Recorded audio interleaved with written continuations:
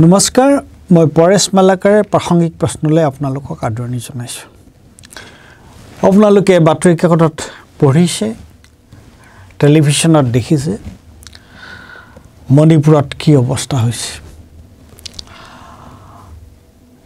বিশেষকৈ যোৱা নৱেম্বৰৰ 7 নৱেম্বৰৰ পৰা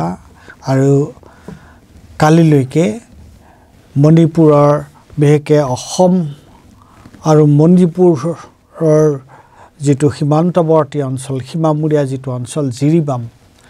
বোলা চহৰখনত কেনেকৈ এটা অৱস্থাৰ সৃষ্টি হৈছে এখানে মই কথাটো অকমান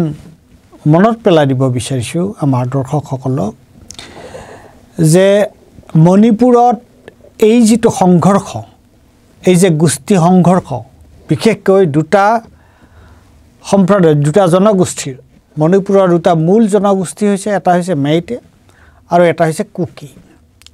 মেইটে সকল তেওঁলোক ভৈয়ামত বসবাস কৰে আৰু কুকি সকলে ওচৰৰ এই যি উপত্যকা আছে ভৈয়ামৰ ওচৰে পাজৰে থকা যিবোৰ পাহাৰীয়া যিবোৰ অঞ্চল আছে পাহাৰ সেইবোৰত কুকি সকল থাকে আৰু এই মেইটে আৰু কুকি সকলৰ মাজত আজি 1.5 বছৰ অৰ্থাৎ 23 মেৰ দিনা যোৱা বছৰৰ ক্ষমা কৰিব 23 মে নহয় 3 মে যোৱা বছৰ অৰ্থাৎ 2023 চনৰ 3 মেৰ দিনাৰ পৰা এই 3 মেৰ দিনা এই সংঘৰ্ষৰ এই উৎপত্তি হৈছিল আৰু তাৰ পৰা এতিয়ালৈকে আজি 1.5 বছৰ হ'ল এই 1.5 বছৰত মণিপুৰত কেইবাশও মানুহৰ মৃত্যু হৈছে তাৰ পিছত কেইবা হাজাৰো মানুহ তেওঁলোকৰ ঘৰৰ পৰা গৈ আশ্ৰয় শিবিৰত থাকিব লগা হৈছে আৰু কিমান মানুহৰ কিমান সা সম্পত্তি দুইটা সম্প্ৰদায় কুকি আৰু মেইটে দুইটা সম্প্ৰদায়ৰ কিমান সা সম্পত্তি ধ্বংস হৈছে সেইটো এতিয়াও তাৰ সঠিক অনুমান সেইটো কথা এতিয়াও সঠিককৈ অনুমান কৰিবলৈ মুস্কিল হৈছে কিয়নো দিনেও এই ধৰণৰ ঘটনা ঘটি আছে যদি মাজতে অলপ কিছু দিনৰ কাৰণে খাম কাটে তাৰ পিছত আকৌ জুইকুৰা জ্বলি উঠে গতিকে যোৱা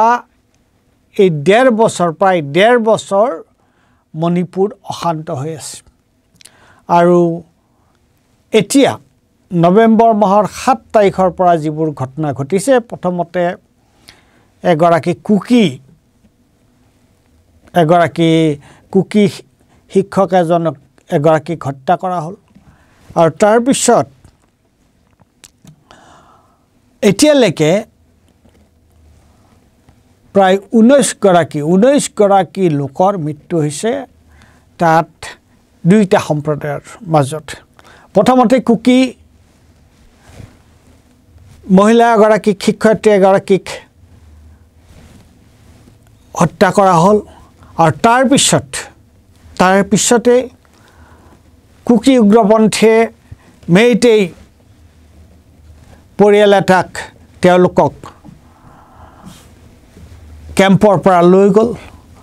তেওঁলোকক পণবন্দী কৰি লৈ গ'ল তেওঁলোকক তাৰ পিছত কিডন্যাপ কৰিলে তেওঁলোকক আৰু তাৰ পিছত কি হ'ল পুলিচে 10 জন কুকি মিলিটেণ্টক উগ্ৰপন্থীক হত্যা কৰা বুলি কোৱা হ'ল এতিয়া এই যে হত্যা প্ৰথমতে এগৰাকী কুকি শিক্ষয়িত্ৰীক হত্যা ধৰ্ষণ তাৰ পিছত কুকি উগ্ৰপন্থীয়ে মেইটেই 6 গৰাকী মানুহক অপহৰণ কৰিলে তাৰ পিছত তাত প্ৰশাসনৰ ফালৰ পৰা পুলিচে আৰক্ষীয়ে গুলি চলাই 10 গৰাকী কুকিক হত্যা কৰিলে এতিয়া আৰক্ষীয়ে কৈছে তেওঁলোক কুকি উগ্ৰপন্থী আৰু কুকিসকলে কৈছে যে তেওঁলোক উগ্ৰপন্থী নহয় এই 10 গৰাকী লোক মানুহ উগ্ৰপন্থী নহয় তেওঁলোক নিখা পহৰা দিয়া স্বেচ্ছাসেৱী আছিল আৰু গুৰুত্বপূৰ্ণ কথা হৈছে লক্ষণীয় কথা হৈছে কি যে এই যে আজি 1.5 বছৰ ধৰি যিটো কুকি আৰু মেইটেই সকলৰ মাজৰ যিটো সংঘৰ্ষ চলি আছে এই সংঘৰ্ষত আটাইতকৈ ক্ষতিগ্ৰস্ত হৈছে কোন এই যোৱা সময়ছোৱাতে এই যে নৱেম্বৰ মাহৰ যিটো ঘটনা তাত কি হৈছে কেঁচুৱা 8 বছৰীয়া ল'ৰা ছোৱালী কেঁচুৱা শিশু মহিলা আটাইতকৈ বেছি ক্ষতিগ্ৰস্ত হৈছে কেঁচুৱা শিশু মহিলা আৰু বয়সস্থ লোকসকল আৰু ইয়াত কি কাৰণে কিয় এই ধৰণৰ অৱস্থা এটা চলি আছে প্ৰথম আপোনালোকে মনত পেলাই দিছোঁ মই প্ৰথম যেতিয়া এই ঘটনাটোৰ সূত্ৰপাত হৈছিল তেতিয়া মণিপুৰ উচ্চ ন্যায়ালয়ে এটা ৰায় দিছিল মেইটিসকলক তেওঁলোকৰ সংৰক্ষণ দিয়া সন্দৰ্ভত তেওঁলোকক সংৰক্ষণ দিব লাগে বুলি তেওঁলোকে এটা পৰামৰ্শ আগবঢ়াইছিল আৰু তাৰ ঠিক পিছতেই কুকিসকলে তাত প্ৰচেছন কৰিছিলে তাত তেওঁলোকে সমদল উলিয়াইছিলে এই হাইকোৰ্টৰ যিটো সিদ্ধান্ত উচ্চ ন্যায়ালয়ৰ যিটো সিদ্ধান্ত মণিপুৰ উচ্চ ন্যায়ালয়ৰ সিদ্ধান্তৰ বিৰুদ্ধে আৰু লগে লগে পৰিস্থিতিটো উত্তপ্ত হৈ পৰিছিল আৰু সেই সময়ত আমি সকলোৱে জানো যে মণিপুৰৰ যিটো ৰাজ্য চৰকাৰ এই ৰাজ্য চৰকাৰে সম্পূৰ্ণৰূপে তেওঁলোকে এই কুকিসকলৰ বিৰুদ্ধে মেইটেসকলক তেওঁলোকে সমৰ্থন কৰিছিল আৰু সেই সময়ত আমি কি দেখিছিলোঁ যে চৰকাৰৰ যি অস্ত্ৰ ভাণ্ডাৰ সেই অস্ত্ৰ ভাণ্ডাৰৰ পৰা অস্ত্ৰ শস্ত্ৰ লুট কৰা হৈছিল গতিকে তেতিয়াৰ পৰা প্ৰথমতে হৈছিলে এইটো খ্ৰীষ্টান কমিউনিটি কুকিসকল মূলতঃ তেওঁলোক পাহাৰত থাকে আৰু তেওঁলোকৰ ধৰ্মটো হৈছে খ্ৰীষ্টান আৰু মেইটেসকল ভৈয়ামত থাকে আৰু তেওঁলোক মূলতঃ হিন্দু ধৰ্মাৱলম্বী আৰু বিজেপি চৰকাৰে প্ৰথমতে এই মেইটেসকলক তেওঁলোকক সহায় কৰিছিল কুকিসকলৰ বিৰুদ্ধে আৰু তাৰ লগতে ইয়াত কিন্তু তাত যেনেকৈ এই কুকি আৰু মেইটে এই দুইটা সম্প্ৰদায়ৰ মাজতে উগ্ৰপন্থী আছে কুকি উগ্ৰপন্থীও আছে মেইটেই উগ্ৰপন্থীও আছে গতিকে গোটেই পৰিস্থিতিটো এনেকুৱা এটা কনফিউজনলৈ গুচি গৈছে এনেকুৱা এটা বিভ্ৰান্তিকৰ হৈ পৰিছে কিন্তু ডাঙৰ কথা হ'ল এইটোৱে যে এই যে দুটা সম্প্ৰদায়ৰ মাজত যে এনেকুৱা ধৰণৰ এটা হিংসাত্মক ঘটনা ঘটি আছে এই ধৰণৰ এটা দুটা সম্প্ৰদায়ৰ মাজত এই ধৰণৰ এটা সংঘৰ্ষ হৈছে আৰু যিটো সংঘৰ্ষত যোৱা 1.5 বছৰ মণিপুৰ অশান্ত হৈ আছে এই তাৰ মূল ইয়াৰ কাৰণে মূলতঃ দায়ী কোন আমি যদি আজি সোধোঁ এই প্ৰশ্নটো যে এই যে মণিপুৰ যে অশান্ত হৈ আছে মণিপুৰত কোনে কি ভূমিকা লৈছে তালৈ যোৱাৰ আগতে আমি যদি সোধোঁ যে মণিপুৰ যে আজি 1.5 বছৰ যে মণিপুৰ অশান্ত হৈ আছে তাৰ কাৰণে দায়িত্ব কোনে ল'ব লাগিব তাৰ কাৰণে দায়ী কোন উত্তৰটো অতি স্পষ্ট যে যোৱা সময়ছোৱাত যোৱা 1.5 বছৰ শাসনত কোন আছে ডবল ইঞ্জিন চৰকাৰ হয়নে নহয় মণিপুৰত বিজেপি চৰকাৰ আছে আৰু কেন্দ্ৰটো বিজেপি চৰকাৰ আছে আৰু যোৱা সময়ছোৱাত এই যে ইমানবোৰ যে ঘটনা ঘটি আছে এই ঘটনাৰ কাৰণে সকলোৱে কৈছিল যে ভাৰতবৰ্ষৰ প্ৰধানমন্ত্ৰী নৰেন্দ্ৰ মোদী ডাঙৰীয়া যে তেওঁ কিন্তু এবাৰলৈও মণিপুৰলৈ যোৱা নাই অকল মণিপুৰলৈ যোৱাই নহয় মণিপুৰ যে আজি 1.5 বছৰ মণিপুৰ অশান্ত হৈ আছে তেওঁৰ বাক্য বচন ভাষণ এইবোৰত মণিপুৰৰ কথাটো নোলায় মণিপুৰ নাহে আৰু আপোনালোকে জানে যে যোৱা বছৰ মণিপুৰৰ এই ঘটনাটো সংসদত উঠোৱাক লৈ কেনেকুৱা এটা পৰিস্থিতিৰ সৃষ্টি হৈছিল আৰু মাত্ৰ কেইমিনিটমান বিৰোধী পক্ষৰ বাৰম্বাৰ বিৰোধী পক্ষই উত্থাপন কৰাৰ পিছত বিৰোধী পক্ষই দাবী তোলাৰ পিছত এক হুলস্থুলীয়া পৰিৱেশত